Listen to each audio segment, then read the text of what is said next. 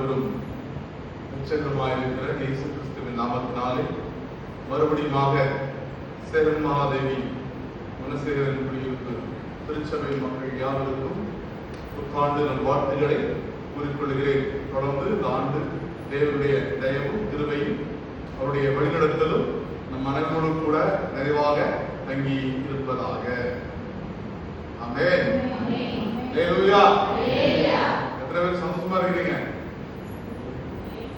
சந்தோஷம் இருந்தால் சங்கீதம் பாடக்கடவுள். அருமையான பிள்ளைங்க, சூப்பரா பாடுங்க. நல்ல அருமையான ஒரு பாடல். அதற்காக கர்த்தருக்கு ஸ்தோத்திரம்.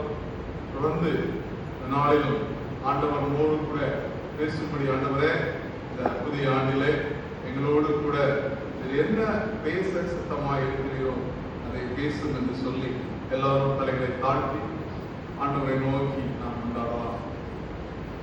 மகா கிருபையும் இரக்கமும் பரிசுத்தமும் நிறைந்த நல்ல ஆண்டவரே, அப்பா, நன்றி நிறைந்த இதயத்தோடு கூட சமூகத்தில் கூடி வந்திருக்கிறோம்.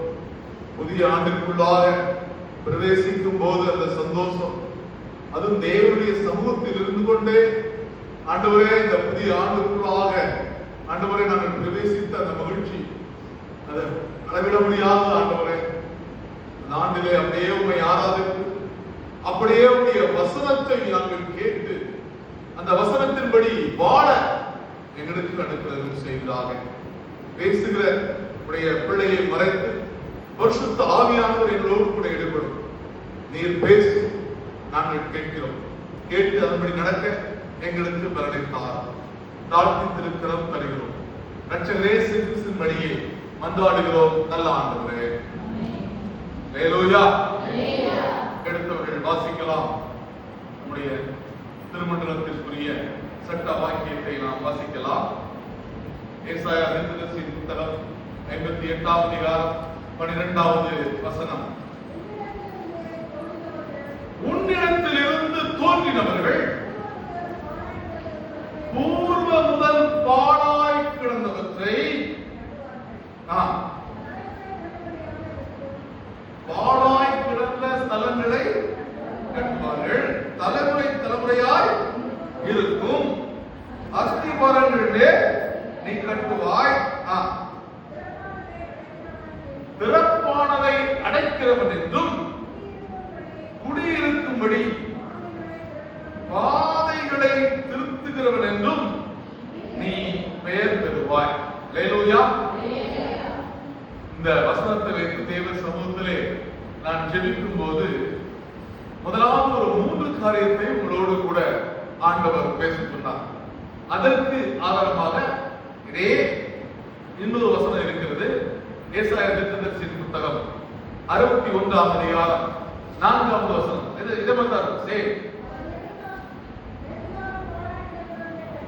அவர்கள் நெடுங்காலம் பாழாய் கிடந்தவர்களை கட்டி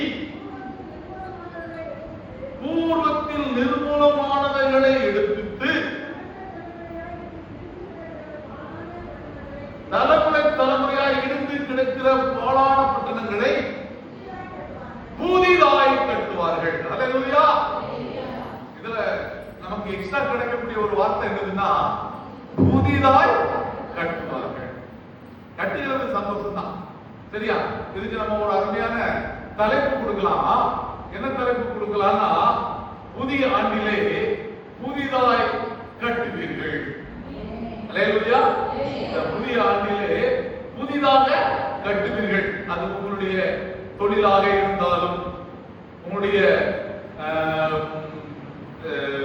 வியாபார தலம் மட்டுமல்லாது வயல்வெளிகளாக இருந்தாலும், உங்களுடைய படிப்பாக இருந்தாலும், அல்லது உங்களுடைய வாழ்க்கையின் தர உயர்வாக இருந்தாலும், எல்லாவற்றிலும் நீங்க அடுத்த கட்டத்தை எட்டுவீர்கள். அதுவும் பழையது போல அல்ல, புதிதாக கட்டுவீர்கள். அதை எப்படி கட்டுவீர்கள் என்றுதான் இன்னைக்கு நம்ம இந்த திருமண்டலத்துக்குரிய அந்த சட்ட வாக்கியத்தை ஆதாரமாக கொண்டு பார்க்கவிருக்கிறோம், சரியா? முதலாவது பூர்வமானது, அடுத்தது பாழாய் கிடந்தது, அடுத்தது புதிதாக கட்டுவீர்கள். அதுல கட்டுவீர்கள் இருக்கு, அது என்னது? புதிதாக கட்டுவீர்கள். அந்த வசனத்தை நான் மறுபடியும் சொல்றேன். பூர்வமாய், அடுத்தது பாழாய் கிடந்த ஸ்தலங்களை கட்டுவீர்கள். கட்டுகிறது. பூர்வமானது என்னது? நாடி உள்ளது, முன்னாடி அதற்காக எல்லாமே செய்யப்பட்டு வைத்திருந்த ஒரு காரியம். சரியா? பூர்வம் அப்படின்னா உங்கள் பிதாக்கள் நாட்டின பூர்வ எல்லைக்குறியை மாற்றா இருப்பீர்களாக. இல்லையா? பிதாக்கள் நாட்டின பூர்வ எல்லைக்குறியை மாற்றக்கூடாது அப்படின்னு வசனம் சொல்லுகிறது. அப்படின்னு என்ன அர்த்தம்? ஒரு வரைமுறை அல்லது ஒரு ஒழுங்கு வச்சிருப்பாங்க. அத இன்னும் சரியாக சொல்லணும்னா வரலாறு அப்படின்னு வச்சுக்கலாம். ஹிஸ்டரி, வரலாறு. அதாவது இந்த இடம் இன்னாருக்கு உரியது, அது ஒரு வரலாறு. இந்த இடம் இன்னாருக்கு உரியது, அது ஒரு வரலாறு. அதே போல இந்த இடத்துக்கு இந்த பக்கம், இந்த இடத்துக்கு இந்த பக்கம் சொல்லி எல்லை கல்ல நினைச்சுவாங்க, நட்டு வைப்பாங்க. அதுதான் பூர்வ எல்லை குறி. சரியா? இதை நீங்க மாற்றவே கூடாது. பூர்வமாய் உங்களுக்கு கொடுக்கப்பட்ட அந்த எல்லைக்குறி என்ன செய்யக்கூடாது? மாற்றக்கூடாது. அல்லது இந்த சபைக்கு உரிய வரலாறு அதை என்ன செய்யக்கூடாது? மாற்ற கூடாது. அல்லது நாம் கடந்து வந்த பாதை அதை என்ன செய்யக்கூடாது? மாற்றக்கூடாது. இன்னைக்கு நிறைய பேரு தன்னுடைய அடையாளத்தை மாற்றுகிறார்கள். I am not a Indian, I am American, I am Englandian. ஆமா, நீங்க அமெரிக்கால போய் தலைமுறை தலைமுறையா இருக்கக்கூடிய நம்ம இந்திய வம்சாவளி பிள்ளைகளை கேட்டீங்கன்னா அங்க அமெரிக்காக்காரன் சொல்லுவான் இவர்கள் இந்திய வம்சாவளியை சார்ந்தவர்கள் என்று சொல்லி. ஆனா அவங்க வாயிலிருந்து இந்தியன்ற வார்த்தை என்ன செய்யாது? வராது. எப்ப பார்த்தாலும் ஒரே இங்கிலீஷாக தான் பேசுவாங்க. அங்க இருந்து அது ஒரு பெருமை. I am a US citizenship அப்படின்னு. எந்த சிட்டிசன்ஷிப்பா இருந்தாங்க இவ்வளவுதான் சாப்பிட முடியும் இல்லையா? நீ யாராக இருப்போம் அததான் ட்ரெஸ் கொடுத்தணும், அவ்வளவுதான் சாப்பிட முடியும், அப்பதான் இருக்க முடியும். வாழ்க்கை விதிமுறைகள் சட்டத்திட்டங்கள் எல்லாம் ஒன்றுதான். என்ன ஒழுக்கம் மட்டும் தாறுமாறா பேரு. இந்தியாவில் வந்து ஒரு ஒழுக்கம், ஒரு பண்பாடு உண்டு. நமக்கு வந்து ஒரு கலாச்சாரம் உண்டு. இந்த கலாச்சாரம் அங்க என்ன செய்யணும்? காணாம போயிடும். சரியா? எனக்கு வேண்டிய அது எனக்கு ஒரு சகோதரி போலதான் வரும். என்னுடைய தங்கச்சிங்க வந்திருக்கனால எனக்கு அந்த சகோதரியுடைய ஞாபகம் வந்து இந்த தங்கச்சியும் அந்த தங்கச்சியும் கிட்டத்தட்ட சேர்ந்தா தான் இருப்பாங்க. அந்த சகோதரி திடீர்னு கல்யாணம் ஆகி இங்கிலாந்துக்கு போயிட்டாங்க. இங்கிலாந்து போன உடனே நம்ம ஊர் சைடுல புதுசா சர்ச்சுக்கு போறாங்க. எங்க திருநெல்வேலியில இருந்து இங்கிலாந்து போயிருக்காங்க. அங்க சர்ச்சுக்கு போகணும். இப்ப நம்ம ஊர் சைடுல சர்ச்சுக்கு போன எப்படி போவாங்க? அழகா பட்டு புடவை உடுத்தி அழகா பூலாம் வச்சு அப்படி ஜம்முன்னு செஞ்சுவாங்க போவாங்க இல்லையா? பைபிள் அப்படி கையில எடுத்துட்டு போவாங்க. இந்த சகோதரி புறப்பட்டு ரெடியா இருக்காங்க. உடனே அவரோட ஹஸ்பண்ட் வந்துருக்காங்க. ஏமா நல்லா இருப்ப, இந்த சேலை அவருக்கு ஒரு பேண்ட் ஒரு டிஷர்ட் போட்டு வா. அது எப்படி? சர்ச்சுக்கு போறோம், ஒரு ஒழுக்கத்தோட ஒரு கண்ணியத்தோட என்ன செய்யணும்? அழகா ட்ரெஸ் கொடுத்து போகணும் அப்படின்னு அந்த அம்மா அணிஞ்சிருக்காங்க. அந்த சகோதரி கிளம்பு இந்த அவளை சொல்லு. இவர் சொல்லி கேட்கல. டிஷர்ட்டும் ஜீன்ஸ் போட்டு சர்ச்சுக்கு போக உங்களுக்கு மனசு வரல. இப்ப நம்ம ஊர்ல நிறைய பேர் டிஷர்ட் ஜீன்ஸோட சர்ச்சுக்கு வர ஆரம்பிச்சிட்டாங்க. ஆமா, இன்னும் சில சர்ச்செல்லாம் பயங்கர ஆட்டம் பாட்டம் போலாம் அதெல்லாம் நடந்துட்டு இருக்கு. ஒருவேளை அது இந்தியாவா இல்ல இங்கிலாண்டா கூட தெரியாத அளவுக்கு நடந்துட்டு இருக்கு. அது வேற விஷயம். ஆனா இந்த பெண்மணி போய் வண்டியை தார விட்டு அவங்க இறங்கி இருக்காங்க. இப்ப திடீர்னு மார்வலஸ் அப்படின்னு சொல்லி ஒரு ஓடி வந்து கட்டி பிடிச்சிட்டான். ஓ பியூட்டிஃபுல் அப்படின்னு ஓடி வந்து கட்டி பிடிச்சிட்டான். இந்த அம்மா விட்டா போதும் அப்படின்னு ஓடி போய் காரணத்துக்கு வந்துட்டாங்க. புரியுதா? நம்ம நாட்டுல இப்படி நடக்கும், வெட்டு விழுந்துரும் இல்லையா? அவ்வளவுதான். ஆனா சேலை கொடுத்தா அது வித்தியாசமான நம்முடைய கலாச்சாரத்தினுடைய பார்க்க அழகா இருக்கு இல்லையா? அதை பார்த்து அவங்க ரொம்ப அழகா இருந்திருக்கு. உடனே அதை பாராட்டுற விதமாக போய் கண்டுபிடிச்சிருக்கு. இது நம்முடைய கலாச்சாரத்துக்கு ஒத்து வராத ஒன்று. உடனே தெரிஞ்சுட்டாங்க, விட்டு விட்டாங்க, ஓடி விட்டாங்க. அந்த ஐயா சொல்லி செஞ்சிருக்காரு, நான் தான் ஒட்ட வரும்போதே சொன்னேன், நீங்க இவ்வளவு நடந்து சொல்லலையே. புரிஞ்சுக்க, புருஷன் சொன்னா மனைவி என்ன செய்யணும்? கேட்க. இன்னைக்கு ஒரு பெரிய காரியம் என்னன்னா, பொண்டாட்டி சொன்னா அப்படி மாறி நல்ல கேட்கணும். ஆதாம் ஏவாள். ஆதாம் யாரு? கணவன். ஏவாள் யாரு? ஆதாம் சொல்லியிருக்கிறார், கடவுள் படைக்கும் போதெல்லாம் சொல்லியிருக்கிறார். ஆனா என்ன செய்யும் அம்மா? அதனால வந்த விளைவுதான் இன்னைக்கு பல ஆயிரம் செலவழிச்சு ட்ரெஸ் வாங்கி கொடுத்துருக்காங்க. அன்னைக்கு கேட்டுருந்தாங்கன்னா இந்த பிரச்சனை நமக்கு வந்திருக்கவே. ட்ரெஸ் செலவு மிச்சம், சோப்பு செலவு மிச்சம், வேலை செய்யுங்கிற டென்ஷனே கிடையாது, நிம்மதியா இருக்கும் இல்லையா? புருஷன் பேச்சை கேட்காதாலும் நம்ம அந்த விளைவு இன்னைக்கு புருஷன் உயிரை வாங்குவாங்கன்னு வாங்கி, பட்டு சேலை வாங்கி, பூ வாங்கி, நகை வாங்கி, என்னமா ஜிம்கி எல்லாம் வாங்கி எப்பயாவது வாங்கி எனக்கு வேணும்னா வேணும், அவ்வளவுதான். இதுக்கெல்லாம் காரணம் என்னது? கீழ்ப்படியாமை. அன்னைக்கு சொன்ன வார்த்தை கேட்டா இந்த பிரச்சனை வந்திருக்க. சரி, அது போட்டோம். இப்போ கலாச்சாரம் வித்தியாசம் இருக்கிறது இல்லையா? அப்போ இங்க நம்முடைய நாட்டுடைய கலாச்சாரம் வேற, அங்குள்ள கலாச்சாரம் வேற. நமக்குன்னு ஒரு வரலாறு உண்டு, அதை என்ன செய்யக்கூடாது? மாற்றக்கூடாது இல்லையா? இன்னைக்கு நிறைய பேரு அதை மாத்திட்டு இருக்காங்க. ஐயா, நாங்க தாவணி போட்டு பிள்ளைகள் எல்லாம் பார்த்து பல வருஷங்கள் ஆகுது. நான் ஸ்கூல் படிக்கும் போது என் கூட படிச்ச பிள்ளைகள்லாம் தாவணி, பாவட தாவணி தான் நினைச்சுவாங்க, ஸ்கூலுக்கு வருவாங்க. இது நம்ம நாட்டுடைய தட்பவெட்ப நிலைக்கு உண்டான ஒரு ட்ரெஸ். ஆனா இன்னைக்கு அந்த கலாச்சாரம் நினைச்சிட்டு அடியோடு மாறிவிட்டது. ஸ்கூல்ல தாவணி பாவட சட்டைக்கு கடை வச்சுட்டாங்கன்னு நினைக்கிறேன் நம்ம வீட்டுல.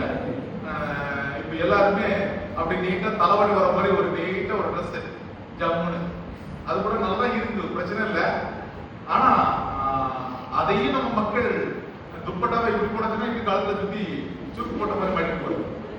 அதுக்கு ஒரு ஸ்டைல் இருக்கிறாங்க. கலாச்சாரத்தை அப்படிலாம் மாற்றக்கூடாது. நம்ம நாட்டுக்கு நமக்குன்னு ஒரு பண்பாடு விழாக்கள் நிர்ணயிச்சு வச்சிருக்கிறாங்கல்ல, அதை மாற்றக்கூடாது. அதுல இருந்தாதான் வெளியே இருந்து பாக்குறவன் she is an Indian girl, he is Indian அப்படிமா. அப்படி இல்லைன்னா நம்ம வெஸ்டர்ன் கலாச்சாரத்துக்கு மாதிரி இருக்கும். நம்ம என்ன கலாச்சாரத்துக்கு மாதிரி இருக்கோம்? வெஸ்டர்ன் கலாச்சாரத்துக்கு மாதிரி இருக்கும். நான் என்ன கலாச்சாரத்துக்கு மாறினாலும் என் முகத்துல எழுதி விட்டுருக்கு ஐயாமா தமிழன். கரெக்ட் தானே? கண்டுபிடிச்சிருவாங்க. நான் நல்லா ஹிந்தி பேசுவேன், ஆனாலும் என்ன செய்வாங்க? கண்டுபிடிச்சிருவாங்க. ஏன்? அதான் ஒரு எழுதி கொட்டிருக்கு, ஒண்ணுமே பண்ண முடியாது. இதெல்லாம் பூர்வ எல்லைக்குரிய, நாங்களாம் மாற்றவே முடியாது. ஆமா, அது அப்படியே தான். ஆனா சில பேர் இருக்கிறாங்க, கொஞ்சம் அங்க இருந்து கொஞ்சம் பாம்பே வர போனா போதும், அங்க இருந்து கொஞ்சம் அப்படியே சவுதி, அப்படியே யூகே, யூஎஸ் போயிட்டா எல்லாமே மாறி போயிடும். இந்த பூர்வீகத்தை தயவு செய்து மறந்து போகக்கூடாது என்பதற்காக தான் பூர்வ எல்லைக்குறியை மாற்றாதே. அவனவனுக்கு நிர்ணயிக்கப்பட்ட அந்த அளவு, அந்த விதிமுறைகள், அதை என்ன செய்யக்கூடாது? அந்த ஹிஸ்டரி, அந்த வரலாற்றை என்ன செய்யக்கூடாது? மாற்றக்கூடாது. அதான் சொல்றது, பூர்வமானதை திரும்பவும் என்ன செய்வாங்க? கட்டுவார்கள். பூர்வமானதை, அது எப்படிதான்? பூர்வமானது எப்படி ஆயிட்டான் சொல்லுங்க? பாழாய் போயிட்டான். எப்படி போயிட்டு? பாழாய் போயிட்டு. பாழாய் எப்படி போகும்? ஒரு வீடு பாழா போச்சு அப்படின்னு சொல்லுவாங்க. எப்படி போங்க?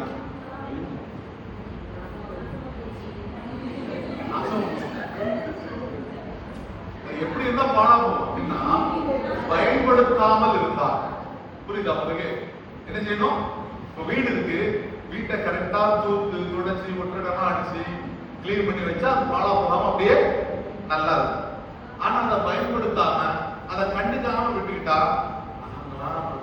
எங்க வீட்டுக்கு கிறிஸ்துமஸோட மட்டும்தான் நாங்க கொண்டாடியே இருக்கோம் அப்படின்னு சொல்றீங்களா? ஐயா ஐயா வெளியே சொல்லாங்க, நாங்களா கிறிஸ்துமஸ் அன்னைக்குன்னா அது எட்ட மாட்டேங்க அப்படின்னு சொல்ல ஆட்கள்லாம் இருக்காங்க. ஆமா, கிளீன் பண்ணும் வீட்டை தான் கர்த்தர் கொடுத்திருக்கிறார் இல்லையா? அப்போ பாழாய் போகாதபடிக்கு அந்த வீட்டை பாதுகாக்கணும். அதனுடைய கதை அப்போ என்ன அர்த்தம்? பயன்படுத்தாமல் விட்டு விட்டால் அது என்ன செஞ்சிடும்? பாழாய் போயிடும். அப்போ பூர்வமானது பூர்வமா இருந்தா, அது பட்டணமா இருந்தாலும் சரி, அது நாகரிகமாக இருந்தாலும் சரி, அது அல்லது நம்முடைய சொத்து சொந்தமாக இருந்தாலும் சரி, அதை நம்ம பயன்படுத்தாமல் அதை கண்டுகொள்ளாமல் அப்படியே விட்டுட்டா அது என்ன செஞ்சிடும்? பாழாய் போய்விடும். அதுக்கப்புறம் அதை தேடி கண்டுபிடிக்கணும், படிக்கணும். தலையாரி செய்யணும். அவங்க தாசில்தார் ஆபீஸ்ல போட்டு படிக்கட்டணும். படிக்கட்டதுக்கு அப்புறம் சர்வேல வந்து அதை அளந்து என்ன செய்வாங்க? 2வது பூர்வ இலக்கு என்ன செய்வாங்க? நாக்கு தருவாங்க. அதுக்கப்புறம் அதை கண்டுபிடிக்க ரொம்ப கஷ்டம். அதுக்கப்புறம் எல்லாமும் கஷ்டப்பட்டு கண்டுபிடிச்சு தரது ரொம்ப கஷ்டம். ஆனா அதை பயன்படுத்திட்டே இருந்தா அந்த இலக்கு எப்படி இருக்கும்? அப்படியே மாறாம இருக்கும். அப்போ எதனால் அது பாழா போகிறதுனா பயன்படுத்தாதபடியினால் அது பாழாய் போகிறது. இப்ப ஆவிக்குரிய அர்த்தத்துக்கு வரும். இப்ப ஆவிக்குரிய அர்த்தத்துக்கு வரும். பழைய காரியம் இன்னைக்கு சில தீர்க்கதரிசிகள்லாம் விசேஷ விதமான தீர்க்கதரிசிகளா இருக்காங்க. பிரதர், நீங்க குடியிருக்க வீடு சரியில்லை பார்த்துட்டுங்க, இதை மாத்திட்டீங்கன்னா என்ன செஞ்சிடலாம்? வாழ்க்கையில முன்னுக்கு வந்துடலாம். அப்படி ஒரு போதகர் சொல்லி ஒருத்தர் கேட்டு அவர் வீட்டை வித்துட்டு வந்தார். அது வேற எங்கேயும் நடக்கல, எங்க வீட்டே நடந்தது. என் தம்பியோட மாமனார் அவங்கள்ட்ட போய் இந்த சேதுராயன் புதூர் தான், அவர் ஒரு சேதுராயன் புதூர் போட்டோல இருந்தாங்க. அங்குள்ள அந்த பாஸ்டர் சொல்லிக்கிறாப்ல, ஐயா நீங்க குடியிருக்க வீடு சரியில்லை, யாரும் சேவம் வச்சுட்டாங்க, நாளைக்கு என்ன செஞ்சிருங்க? வீட்டை மாத்திருங்க, வீட்டை வித்துருங்க. அப்படின்னா வீட்டை வித்து அது ஒரு அமௌண்ட் தசம்பாகம் வரும், அதையும் கொண்டு கொடுத்துருங்க. எப்படி நல்ல ஐடியா? சம்பாதிக்கிற தசம்பாகம் கொடுப்பாங்க, ஆனா வீட்டை வித்து தசம்பாகம் நாட்கள்லாம் இருக்காங்க. சோ வீட்டை வித்து, ஆனா பைபிள் அப்படி சொல்லல. பைபிள் அப்படி சொல்லல. நம்ம குடியிருக்க முடியாத ஒரு இடம் கிடையவே கிடையாது. ஏன் தெரியுமா? தேவனுடைய பிள்ளைகள் எங்கெல்லாம் கால் எடுத்து வைக்காங்களோ அந்த இடமெல்லாம் ஆசீர்வதிக்கப்படும். நீங்க எங்கெல்லாம் என் அன்பு பிள்ளைகள் எங்கெல்லாம் வாழ்க்கப்பட்டு போய் எங்கெல்லாம் கால் எடுத்து வைக்கிறார்களோ அந்த இடமெல்லாம் என்ன செய்யப்படும்? ஆசீர்வதிக்கப்படும். பிரச்சனை என்ன வரும்போது ஒன்றும் வராது, பிறகு தானே வைக்கணும். ஆனா இன்னைக்கு தப்பான போதனை சொல்லப்படுகிறது. பைபிள் என்ன சொல்லுது? நீ ஏன் ஜனம் இல்ல, என் ஜனம் பாழாக்குள்ள எதிர்பார்க்கட்டும். பூர்வத்துல இருந்தபடியே பழக்கூடிய அவசியம் புதுசா எடுத்துக்கிட்டோம். பாழாக்குள்ளவை பட்டணங்களை எல்லாம் என் ஜனம் எடுத்துக்கிட்டும் போது இருக்க வீட கட்ட முடியாம போயிடும். வசனம் ஒண்ணு சொல்ல, சில ஆட்கள் வித்தியாசமான போதனையை சொல்லி மக்கள் அப்படியே குழப்பி இருக்கு சொத்தெல்லாம் எல்லாத்துக்கும் மட்டும் ஆமா இல்லையா? அவன் தாத்தா அவன் தாத்தாலாம் வாங்கி வச்சு வீடு வச்சிருப்பாங்க, இடம் வச்சிருப்பாங்க. அது வந்து அதுல ஏதோ பிரச்சனை இருக்குன்னு நினைக்க, நீங்க அதை மட்டும் கொஞ்சம் தூரம் வந்துட்டீங்கன்னா நல்லா இருக்கும். ஆனா ஏன் இதுக்கெல்லாம் சொல்ல மாட்டாங்க, குத்து மதிப்பா அடிச்சு விடுவாங்க. பட் எத்தனை பேர் சொன்னாங்க எனக்கு தெரியாது. ஆனா அப்படி ஒருத்தர் சொன்னாங்கன்னா அது போய் சொல்லிட்டாங்கன்னா பைபிள். ஏன்னா ஒரு இடம் பாழாய் போயிருக்கு, ஒரு இடம் பிசாசு பிடிச்சு போயிருக்கு, அந்த இடத்துக்குள்ள யாரும் போக முடியாது அப்படின்னு ஒரு வீடோ ஒரு தோட்டமோ ஒரு என்ன சொல்றது ஒரு கொல்லைப்புறமோ இருந்ததுன்னா சந்தோஷப்பட்டு கழிப்புறுங்கள். உங்களுக்காக ஆண்டவர் இந்த இடத்தை வாங்கி கொடுக்க வல்லவராய் இருக்கிறார். சொல்லுங்க அல்லேலூயா. சந்தோஷமா புரியுதா? எதுக்கு அதுக்கு பேர் பன்னெண்டு கேடம் அது விசாரிச்சு கேடம் சொல்றாங்கன்னா வேற யாருக்கிட்ட போட்டாங்க ரேட் விஜயாது ஏறாது அப்படின்னா ரொம்ப சீப்பான ரேட்ல ஆண்டவர் எனக்கு ஒரு நல்ல இடத்தை தர வந்தவர். வாங்கி போட்டுருங்க, விட்டுறதில்லை. அல்லேலூயா. இந்த ஆண்டுல உங்க வேலை என்னது? புதுசா பாழாய் கிடக்குறதுன்னா உங்க வீட்டு பக்கத்துல ஊர்ல ஊரை சுத்தி எங்கேயாவது கிடந்ததுன்னா வாங்கி போடுவீர்களாக. அல்லேலூயா. புரிஞ்சுதா புரியலையா? அதுதான் வாக்குத்தத்தம். என் ஜனம் பூர்வத்துல பாழாய் போய் கிடக்கிறதெல்லாம் என்ன செய்யும்? பழத்தை எடுத்து கட்டுவார்கள், புதுசாய் கட்டுவார்கள். பூர்வமானதை முதல்ல வாங்குவீங்க, அடுத்தது பாழாய் கிடக்கிறதெல்லாம் வாங்குவீங்க. புரியுதா? பூர்வம் என்னது? உங்களுடைய சொத்து இல்லையா? இன்னைக்கு எங்க அம்மாவுக்கு குடும்பம் ஒரு ஃபேமிலி இருக்காங்க. எனக்கு தெரிஞ்சு ஒரு 4 தலைமுறையா அவங்க வேலைக்கு அவங்க எங்க அம்மாவோட தாத்தா சம்பாதிச்சு வச்சு போன அந்த சொத்தெல்லாம் வித்தே வாழ்ந்துட்டு இருக்காங்க. 4 தலைமுறை. நான் உண்மையை சொல்றேன், கடையங்கிற ஒண்ணுதான் சரியா? 4 தலைமுறையா சொத்தை வித்துதான் அந்த பிள்ளைகளுக்கு கல்யாணம், அந்த தோட்டத்துல இருக்க மரத்தை கட்டிதான் அந்த அடுப்பா எரியும். இப்படியே ஆனா எப்படி வேலை செய்ய மாட்டாங்க. இப்படியே போய் அந்த குடும்பம் பூரா அப்படியே இப்ப பாவமான நிலைமைக்கு வந்தாங்க.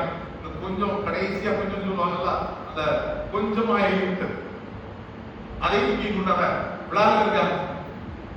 பாருங்க, 4 தலைமுறை பூர்வமானது. நம்மெல்லாம் பூர்வமானதை விற்க அழைக்கப்பட்டவர்கள் அல்ல. சொல்லுங்க, வித்த பூர்வமானதை வாங்க அழைக்கப்பட்டவர்கள். நான் உங்களுக்கு சொல்றேன், இந்த வார்த்தைப்படி சொல்றேன், பூர்வத்தில் எடுத்துக்கொண்ட அனைத்தையும் நீங்கள் இந்த ஆண்டிலே புதிதாய் வாங்குவீர்கள். ஆமென். அல்லேலூயா. பூர்வத்தில் இழந்து போன எல்லாத்தையும் புதுசா நீங்க வாங்க போறீங்க. எவ்வளவு பெரிய சந்தோஷம் இல்லையா? அடுத்தது பாழாய் போனது, அதான் ஒண்ணு. அடுத்தது பாழாய் போனது, அதையும் என்ன செய்வீங்க? நீங்க எடுப்பீங்க. பாழாய் கிடந்ததை கிளீன் பண்ணி அதை என்ன செய்வீங்க? வளக்கூடிய அந்த ஸ்தானத்தில் என்ன செய்வீங்க? நிறுத்துவீர்கள். 2. அடுத்தது இந்த 2ஐயும் வாங்கி, ஒண்ணு பூர்வமானதை வாங்குவீங்க, பாழாய் போனதையும் திரும்ப வாங்கி அதை எடுப்பீங்க. இதை எப்படி எடுப்பீங்கன்னா, பழசு மாதிரி இருக்காது, புதிதாக நியூ பிகினிங் இல்லையா? அதே போல ஆண்டவர் சொல்றாரு, ஆதியிலேயே கொண்டிருந்த அன்பை விட்டாய். என்ன அர்த்தம்? நீ ஆண்டவர் மேல சின்ன பிள்ளையில இருக்கும்போது இல்ல இந்த ரட்சிக்கப்பட்ட புதுசுல இருக்கும்போது நீ எவ்வளவு சந்தோஷமா ஒரு வாஞ்சையா இருந்தாயோ அந்த பூர்வமான அந்த அன்பை நீங்கள் இந்த ஆண்டில் பெற்றுக்கொள்வீர்கள். அல்லேலூயா. மறுபடியும் பெற்றுக்கொள்வீர்கள். அடுத்தது நீங்க நல்ல ஜெபம் பண்ணி நல்ல பைபிள் படிச்சுட்டு இருந்த அந்த நிலைமை கொஞ்ச நாள் காணாம போயிட்டா, ஏதாவது சும்மா காணாம போவார். ஏதாவது பிரச்சனை வந்தா காணாம போயிடும். நம்ம என்னைக்காவது உடம்பு டயர்டா இருக்கு, ஜெபம் பண்ணாம போகுமா? நம்ம ஆண்டவர் தானே சொல்லிக்கலாம். ஸ்கூலுக்கு நான் வேலைக்கு போறேன், ஸ்கூல் தானே சார், ஸ்கூலுக்கு வேலைக்கு போனோம், நம்ம ஸ்கூல் தானே சொல்லிக்கலாம்னு ஒரு வார்த்தை போட முடியுமா? முடியாது. ஆனா ஜெபம் பண்ணதுக்கு மட்டும் நம்ம ஆண்டவர் தான். ஒன்னும் தப்பா நினைக்கிற ஆண்டவரை நாளைக்கு பார்த்துக்கலாம் அப்படின்னு சொல்லிடுவாங்க. பைபிள் படிக்க சொல்லுவாங்க. இது ஒரு நாள் ஆகும், 2 நாள் ஆகும். அதான் 2 நாள் ஆயிட்டா, இனி ஒரு நாள் பண்ணாங்க, 2 நாள் பண்ணாங்க, ஒரு நாள் தான் பண்ணாலும் பண்ணது தப்பு தான். இப்படி காலோட வந்து அவங்க ஓதிக்கிட்டே இருப்போம். இவங்களுக்கு சந்தோஷமா இருக்கும், கேட்டுட்டு அமைஞ்சிருவாங்க. இப்படியே தேவனோடு கூட உள்ள நெருக்கம் அந்த உறவுல பாழாய் போய், புரியுதா? அந்த உறவு தேவனோடு கூட உள்ள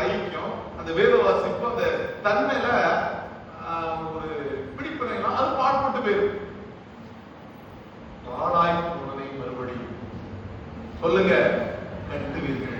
இனி நல்ல ஜெபம் பண்ணுவீங்க, நல்ல பைபிள் படிப்பீங்க, தேவனோடு கூட உள்ள உறவு இன்னும் நெருக்கமா பூர்வத்தில் இருந்தது போல மறுபடியுமாக உடைய உறவு புதுப்பிக்கப்படும். புதிய உறவை வளர்வீங்க, புதுசா. சரியா? அடுத்து, இந்த புதுசா கட்டுனா மட்டும் போதாது, அதுக்கு கீழே 3 பாயிண்ட் இருக்கு இல்லையா? முதல்ல 3 பாயிண்ட் என்னது? பூர்வமானது, வாழா போனது, புதுசா கட்டுறது.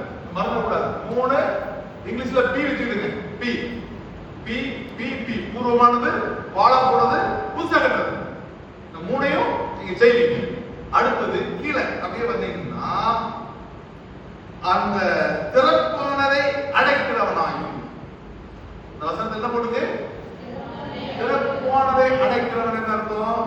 அதாவது ஒரு நாளா அது பாழாய் போயிருந்து அது ஒரு வேலை இல்லாம ஆடு மாடெல்லாம் வந்து மேயக்கூடிய அளவுக்கு இல்லையா? இப்போ நம்ம ஊர் பாசையில சொல்ல போனா, ஒரு வீடு பாழா போயிட்டு அந்த ஊரை எடுத்து வீடு எடுத்துக்கணும்னா கட்டமண் ஆகிட்டு இருக்கும். கட்டமண்ண ஆகிவிட்டு. நம்ம ஊர்ல சில பிள்ளை சேட்டை பண்ணா கழுதை கிட்டா குட்டிச்சோறு அடிப்பாங்க. அப்படின்னு என்ன அர்த்தம்? இந்த கழுதைகள் தான் அந்த கட்டமண்ண அந்த குட்டிச்சோறு கிட்ட படிப்பேன் பொறுக்கிட்டு அந்த மாதிரி ஆகிடும். அதே போல இந்த பாழாய் போயிருக்கக்கூடிய அந்த இடம் வந்து எல்லாம் திறப்பா இருக்கும். யார்? கழுதை போகும், மாடு போகும், ஆடு போகும், என்ன எல்லாரும் பரப்பன எல்லாமே செஞ்சிடும், உள்ள வந்துடும். முதல்ல எப்படி இருக்கும்? கேட்டு இருக்கும், எல்லாமே அடைச்சி அழகா பாதுகாப்போட இருக்கும். ஆனா அதை கண்டுதான் விட்டோட எல்லாம் ஒவ்வொன்றா உடஞ்சி விடுந்து இப்ப ஆடு மாடு எல்லாம் உள்ள போகுது, அது கட்டமண்ணா போயிடும். இப்போ இங்க என்ன இருக்குன்னா, அப்படி திறந்து இருக்கிறதை அடைக்கிறவனாகவாய். சரியா? ஒரு தோட்டம் இருக்கு, அந்த தோட்டத்தை கொஞ்ச நாள் கவனிக்காம போட்டீங்கன்னா வெயில எல்லாம் போயிடும், திறப்புலாம் அங்க திறப்பாயிரும். அப்படி திறந்து இருக்கிறத அடைக்கிறவனாவாய். அப்படின்னா என்ன அர்த்தம்? இதுக்கு என்ன பேர் கொடுக்கலாம்? அடைக்கிறவன் என்ன பேர் கொடுக்கலாம்? பாதுகாப்பலாளி. இது ஒரு பி. பாதுகாப்பு. என்ன செய்வீங்க நீங்க? பூர்வமானதை வாங்கினா மட்டும் போதாது, பூர்வமானதை பாழா போனதை வாங்கினா மட்டும் போதாது, அதை புதுசா கட்டினா மட்டும் போதாது, அதுக்கு என்ன செய்யணும்? பாதுகாப்பு வேண்டும் இல்லையா? பாதுகாப்பு இல்லையா? அதனாலதான் நம்ம சுவிசேஷ வாக்கியம் வாசிக்க கேட்டோம் இல்லையா? அதுல என்ன வாசிக்கும்? வெறும் மழை வந்து, காற்று வந்து இல்லையா, வெள்ளம் வந்து அது மோதின போதும் அது ஸ்ட்ராங்கா இருக்கு. ஏன்னா அது பாதுகாப்பா இருந்தது. எதுல பாதுகாப்பா இருந்தது? மலைக்கு மேல. மலை என்னது? கண்மலையின் மேல் கட்டினேன். நான் சொன்ன இந்த வார்த்தைகளின்படி கேட்டு கட்டினவன். அப்புறம் என்ன அர்த்தம்? வார்த்தை என்ன? கிறிஸ்து. வார்த்தை என்னது? வசனம். வசனம் யாரு? கிறிஸ்து. கண்மலை யாரு? இயேசுவே அந்த கண்மலை. அப்போ கிறிஸ்து என்கிற அந்த கண்மலையின் மேல நம்ம வாழ்க்கையை கட்டணும் அப்படின்னா அதுதான் பாதுகாப்பு. புரிஞ்சுதா? பாதுகாப்பு, உண்மையான பாதுகாப்பு எங்க இருக்கு? கிறிஸ்துவின் இடத்துலதான் உண்மையான பாதுகாப்பு இருக்குது. அதை விட்டுட்டு வேற எந்த பாதுகாப்பு இருந்தாலும் பெறாது. நம்ம நாட்டை பாதுகாப்புக்கு ராணுவத்தை வச்சிருக்காங்க. அது பலவிதமான ராணுவம் இருக்கு, தெரியும் உங்களுக்கு? என்ன பலவிதமான போர்ஸ், மிலிட்டரி எல்லாம் இருக்குது. ஆனா கடந்த சில ஆண்டுகளுக்கு முன்னாடி என்ன ராணுவத்தையே கொண்டுட்டு போயிட்டாங்க. அதுக்கே பாதுகாப்பு இல்லை. ராணுவத்தை பாதுகாக்கிறதுக்கு இன்னொரு டீம். ஆமா, அதோட எனக்கு சில சிரிப்பா வரும். நம்ம ஊர்ல காவலாளர், காவல்துறை நமக்கு பாதுகாப்பு. இன்னைக்கு நான் திருநெல்வேலியில இருந்து வரும்போது அங்கங்க செக்கிங். ஏன்னா புது வருஷத்தை கொண்டாட நிறைய பேர் நினைச்சுவாங்க, ட்ரிங்க் பண்ணி பைக்ல அம்மா போய் டவுன் நினைச்சிட்டு இருப்பாங்க. சோ அவங்க எல்லாம் கண்ட்ரோல் பண்ண பாதுகாப்பு காவலர்கள் இல்லையா? சோ அந்த காவலர்கள் என்ன அதை பாதுகாப்பாங்க, பாதுகாப்பு. ஆனா சில அதிகாரிகள், காவல்துறை அதிகாரிகள் வரும்போது அவங்க ஆக்சுவலி என்னன்னா, தம்பிக்கு பாதுகாப்பு யாரு? அண்ணன், அண்ணனுக்கு பாதுகாப்பு அப்பா, அப்படிதானே? உயர் பதவி போக போக அவனுடைய ப்ரொடக்ஷன் வந்து கூடும். அவன் பத்தி நம்ம டென்ஷன் எடுக்க வேண்டாம். ஆனா இன்னைக்கு காவல்துறை பாதுகாப்பு இருக்கும், அவங்களுடைய பாதுகாப்பு நம்ம இருப்போம். ஆனா அந்த காவல்துறை அதிகாரிகள் அவங்களுக்கு காவல்துறை பாதுகாப்பு. அது மட்டும் எனக்கு ஒரு ஆச்சரியமாக இருக்கு. அவங்க அதிகாரி அவங்களுக்கு எதுக்கு பாதுகாப்பு? அவங்க தான் நம்மள பாதுகாக்கணும். அவங்க போறாங்க ஒன்றும் அடைஞ்சிடணும். நம்ம நாட்டு மாதிரி ஒரு கொடுமையான நாடு ஒருத்தர் எங்கேயுமே கிடையாது. ஒரு நாள் நான் நிப்பட்டி வச்சிருக்காங்க. ஏத்தலோட மெடிக்கல் மருத்துவ இல்ல கவர்மெண்ட் போன போதான் நீங்க ஓட்ட காசு பண்ணணும். அவர் எங்க வந்துருக்காரு? தென்காசியில் வந்துருக்காரு, திருநெல்வேலி நடந்துருக்காரு.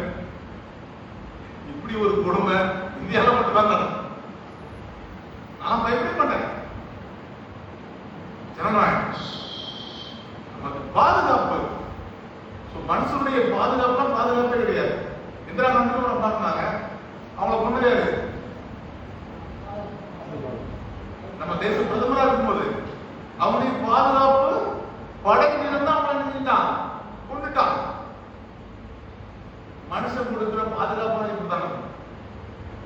மனுஷன் கொடுக்கிற பாதுகாப்புலாம் இப்படிதான் இருக்கும். ஆமா, ஆனா கர்த்தர் கொடுக்கிற பாதுகாப்பு இருக்கு பாத்தீங்களா, அதான் உண்மையான நிரந்தரமான ஒரு பாதுகாப்பு. அப்போ உங்களுடைய பாதுகாப்பை நீங்க எப்படி கட்டணும்? அதை திறப்பானதை அடைக்கிறவன் ஆவான். எப்படி? இயேசு கிறிஸ்து என்கிற அந்த வசனத்தின் மூலம் ப்ரொடெக்ட் பாதுகாப்பை உண்டாக்குவான். சரியா?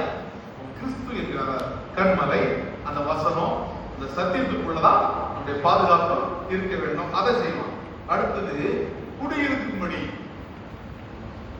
என்ன செய்வாங்க? பாதுகாப்பு. அதுக்கப்புறம் குடியிருக்கு. குடியிருக்கிறதுக்கு என்ன செய்வாங்க? குடியிருக்கிறதுக்கு என்ன செய்வாங்க? வீட்டை கேட்கலாம். வேற அவ்வளவுதான். வீட்டை கட்டா குடியிருக்கலாமா? பாதுகாப்பாங்களா? சூப்பர். இந்த பாப்பா ஒரு கை தட்டுங்க. கை தட்டுங்க. நல்ல வேகமா காண எவ்வளவு அழகா சொல்லுதா? பால் காய்ப்பாங்க. நான் சில பட்டணங்களை ஏற்படுத்துவாங்க குடியிருப்புக்காக. அப்படின்னா என்ன அர்த்தம்னா, குடியிருப்புக்காக ஏற்படுத்தப்படுகிற பட்டணங்கள்ல எல்லாமே கிடைக்கும். வெளியே சுத்தி கேட்டு அடைச்சுவாங்க. பட்டணத்தை தாண்டி போனா 30 போலாம் 40 போன உயரத்துல பெரிய மதில் சுவர் இருக்கும். அந்த மதில் சுவரோட மேற்பரப்பு வந்து குறைஞ்சது 12 அடி 19 அடி அப்படிலாம் அகலத்துல இருக்கும். அதனால அதுல குதிரை வண்டிலாம் குதிரையில சுத்தி வருவாங்க பாதுகாப்பு. அது உள்ள போர் இருக்கும். அங்கே தண்ணி, காய்கறி, எல்லா உணவுப் பொருட்கள் எல்லாமே கிடைக்கும். அப்படின்னா வழியில திடீர்னு அந்த பட்டணத்தை முற்றுகை போட்டுட்டாங்கன்னா அதுக்கு பல மாதங்களுக்கு தேவையான உணவுப் பொருட்கள் எல்லாம் இருக்கும். அப்போ குடியிருப்புக்காக ஆயத்தம் பண்ணப்படுது அப்படிங்கிறது என்னன்னா, சகல தேவைகளையும் சந்திக்கும் ஒரு அம்சம் அங்கே இருக்கு. சரியா? எல்லாமே பால் காய்க்க மாட்டாங்க. பால் காய்க்கிறது இருக்கு. இப்படி போறாங்க சொல்லி வாங்க மாட்டோம். புதுசா நான் வீடு கட்டிட்டு அந்த இடத்துக்கு நன்றி செலுத்தி சமையல பாலை காய்ச்சறத அப்படின்னு காய்ச்சணும் சமையல். சரியா? நம்மளுடைய கலாச்சாரம். இப்போ அதுக்கப்புறம் தண்ணி வேணும், அடுப்பு வேணும், அரிசி வேணும், பருப்பு வேணும், காய்கறி வேணும், எல்லாம் வேணும்ல. பால் மட்டும் தான் போதுமா? ஒரு வீட்டுல குடியிருந்தாலே எவ்வளவு வேணும்னா ஒரு பட்டணத்துல. அப்போ இங்க குடியிருப்பதற்காக அதை என்ன செய்வாங்க? சரி பண்ணுவாங்க. குடியிருக்க பாதைகளை. சரியா?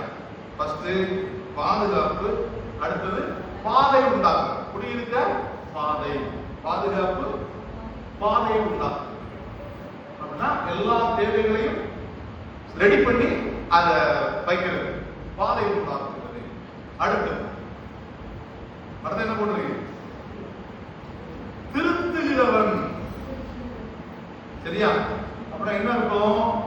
பாதை உண்டாக்குறது. பாதை ஆல்ரெடி இருந்திருக்கும், ஆனா அது என்ன இருக்கு? கல்லு, முள்ளு எல்லாமே இருந்தது, பயன்படுத்த முடியாதபடி தடைகளாக இருக்கிறது. இப்ப அதை சரி பண்ணணும். அப்படின்னா என்ன அர்த்தம்? அதை சரி செய்கிறது, திருத்துகிறது.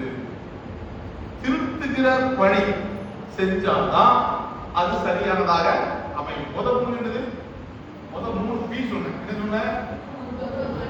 பூர்வமானது, பாழாமானது, புதுசா கட்டுறது. அடுத்த பி ஒண்ணுதான் பி சொன்னேன். அடுத்தது பாதுகாக்கிறது, ப்ரொடக்ஷன் ஒண்ணு, குடியிருக்கிறதுக்கு பாதை உண்டாக்குறது. அடுத்தது அதை திருத்தி அமைக்கிறது. சரியா? இப்போ இந்த திருத்துகிறத பத்தி எங்க சொல்லிருக்க? அது இன்னும் அதிக கனிகளை கொடுக்கும்படி அதை என்ன செய்வாங்க? திருத்தி விடுவோம். எதை? திராட்சை செடி இருக்குல்ல, திராட்சை கொடி இருக்குல்ல, அந்த கொடி இன்னும் அதிக கனிகளை தரும்படி பழைய இலையெல்லாம் வெட்டி எடுத்துவாங்க, அதை கத்தரிச்சு திருத்தி விடுவாங்க. திருத்துறது இப்போ இந்த பாப்பா சொன்ன பேச்சு கேட்க மாட்டேங்கான், இவளை திருத்தணும். அப்ப என்ன பண்ணுவாங்க? அவங்க அம்மா திட்டுவாங்க. ஃபர்ஸ்ட் எடுத்து அடிக்க மாட்டாங்க, திட்டுவாங்க. அதுக்கப்புறம் 2 தட்டு தட்டும். இதுக்கு பேர் இருந்தது திருத்துங்க. சரியா? உண்மையிலே அம்மா அப்பாவும் கண்டிதத்தோடு பிள்ளைகள் வளர்க்கப்படுறாங்கன்னா அதுக்கு நீங்க சந்தோஷப்படணும். எங்க அப்பா பையனா வாங்காத அடியே கிடையாது. இப்பெல்லாம் பிள்ளைகள் யாரும் அடிக்கிறதே கிடையாதுங்க. இவ்வளவு பெரிய கம்பு, விரவு கட்ட, விளக்குமாறு, பெல்ட் என்னென்ன உண்டோ அடிதான். எனக்கு சேட்டையை போடணும்ல, அடி. அன்னைக்கு அவன் அடிப்பட்டனாலதான் இன்னைக்கு ஒரு ஒழுக்கமுள்ள பிள்ளையாக உங்க முன்னாடி நிற்கிறேன். அப்போ பிள்ளைகளை திருத்துவது வெரி இம்பார்ட்டன்ட். இன்னைக்கு நிறைய பேர் பிள்ளைகளை திருத்துறதே கிடையாது. ஆமா, என் மருமகன் ஒரு ஸ்கூல் வச்சிருக்காப்ல, அந்த ஸ்கூல்ல ஒரு ஆள் போய் சொன்னாங்க, நாங்க ஒத்தைக்கு ஒரு பிள்ளை பத்து வச்சிருக்கோம், எங்க பிள்ளைகளை நாங்க அடிக்க மாட்டோம், நீங்களும் ஸ்கூல்ல அடிச்சாதங்க, அப்படியே அன்பா சொல்லி கொடுங்க. அப்படியே அவன் செஞ்சு தப்புன்னு இருந்தா பேனாவை கட்டி பக்கத்துல இருக்கவன் தொடைய முடிட்டான். இதை எப்படி அன்பா சொல்லி திருத்த முடியும்? வேற யாராவது சார் இருந்தா ஒரு சார் இருக்காரு, சார் டீச்சருக்கு தெரியல. கூத்துல என்ன செய்வீங்க? உண்மை சொல்லல, என்ன செய்வீங்க? அந்த பிள்ளை அழும். இப்ப அதை கண்ட்ரோல் பண்ணணும். இப்ப நம்ம அந்த பிள்ளை தட்டி தட்டி திருத்திட்டோம்னா பிரச்சனை அதோட முடிஞ்சு. ஆனா வீட்டுல இருந்து என் பிள்ளை நீங்க எப்படி அடிக்கிறது? டீச்சர் எப்படி நீங்க அடிக்கலாம்? அன்பா சொல்லுங்க. அதுக்கு அந்த வாத்தியார் என்ன சொல்லியிருக்காருன்னா, வீட்டுல நீ அடிக்காத, ஸ்கூல்ல நானும் அடிக்க மாட்டேன், நாளைக்கு உன் பிள்ளை வளருவான், தப்பு பண்ணுவான், போலீஸ் ஸ்டேஷன்ல தலையில தொட்டு கட்டி விட்டு போலீஸ்காரங்க அடிப்பாங்க, பரவாயில்லையா? அதனால திருத்ததுக்கு அப்பா அம்மா அடிச்சா சந்தோஷப்படணும். புரியுதியா?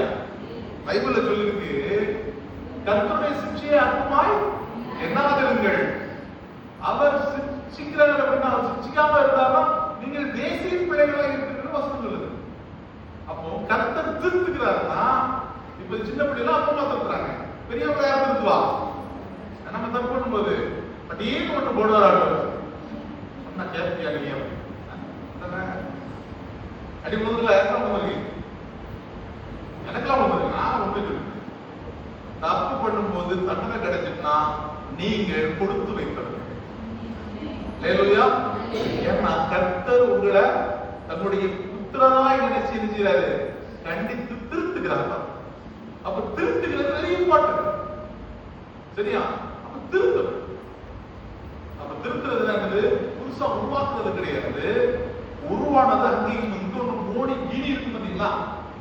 அதான் சொல்லுவாரு, இத திருத்துகிறதுன்னா அங்க ஆல்ரெடி இருக்கு, ஆனா அப்படி ஒண்ணு இப்படி ஒண்ணு இப்படி ஒண்ணு இருக்கு, இத பத்திரப்பட்டது, அதை சரி செய்வதற்கு பேர் தான் திருத்துகிறது. புரிஞ்சுட்டா?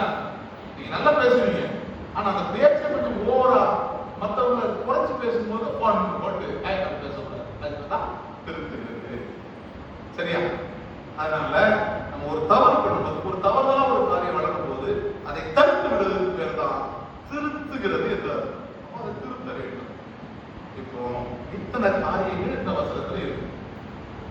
இதெல்லாம் செஞ்சாச்சு அப்படின்னா இதுல சொல்லப்பட்ட அத்தனை ஆசீர்வாதங்களும் எனக்கே புரியுது. சொல்லலாமா? யாராவது ரெடியா இருக்கா? இந்த ஆசீர்வாதம் அனைத்து நான் பெற்றுக்கொள்ள ரெடியா இருக்கேன் அப்படின்னு சொல்றோம்னா கை தூக்குங்க. அல்லேலூயா. நிச்சயமா நீங்க பூர்வமானதை வாங்க போறீங்க. அல்லேலூயா. வாழாய் போனதை வாங்க போறீங்க. அதை வாங்குவதோடு மட்டுமல்ல, அதை புதுசா கட்ட போறீங்க. அதை கட்டுவதோடு மட்டுமல்ல, அதை பாதுகாக்க போறீங்க. அதை பாதுகாக்க மட்டும் இல்ல, அதை குடியிருப்பதற்கு ஏற்ற விதமாய் அதை எல்லாவற்றையும் உருவாக்கி அதுல சின்ன சின்ன பிரச்சனைகள் இருந்தாலும் அதை சரி பண்ண போகிறீர்கள்.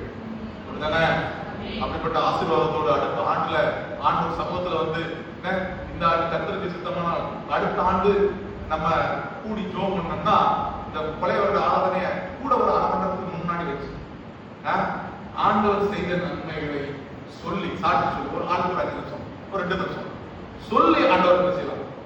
நல்லா இருக்குங்களா? நல்லா இருக்குமா? நல்லா இருக்காதா? சொல்லி ஆண்டவர் என்ன செய்வோம்?